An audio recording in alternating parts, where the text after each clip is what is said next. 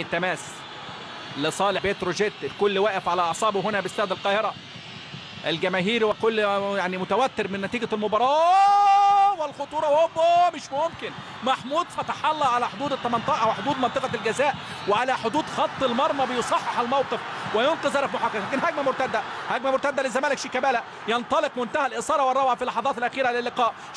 شيكابالا بمهاره، شيكابالا بمهاره بيعدي يا سلام! مش ممكن والله ما اروعك، والله ما ابدعك. يا سلام يا سلام يا سلام! يسعد حسام هذا الفتى الاسمر الملقب بشيكابالا محمود عبد الرازق يضع هدف من اجمل واروع واجمل الاهداف. افضل هجمه مرتده حتى الان في الدوري.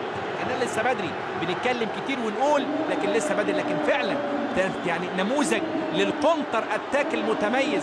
وشيكابالا ينطلق رغم انه عدى من واحد والثاني بمهاره وبدل بيمرر. طب يعيط ويبكي، لازم تبكي من هذه الجماهير، لازم تشكي وتشكي من هذه الجماهير وتسعد بيهم. بالفعل كرة القدم المصرية تتألق، كرة القدم المصرية تتجمل، دوري ممتع ومثير. شيكابالا بمنتهى المهارة والروعة بيعدي من الاثنين ويضع هدف من أجمل الأهداف ليضمن الزمالك الثلاثة نقاط. يا سلام يا سلام على المهارة، أمتعتنا اليوم يا شيكابالا.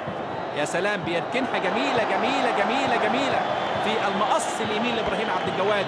ومخرج المباراة معجب بالهدف، كلنا والله معجبين بهذا الهدف الجميل رغم ان كان معاه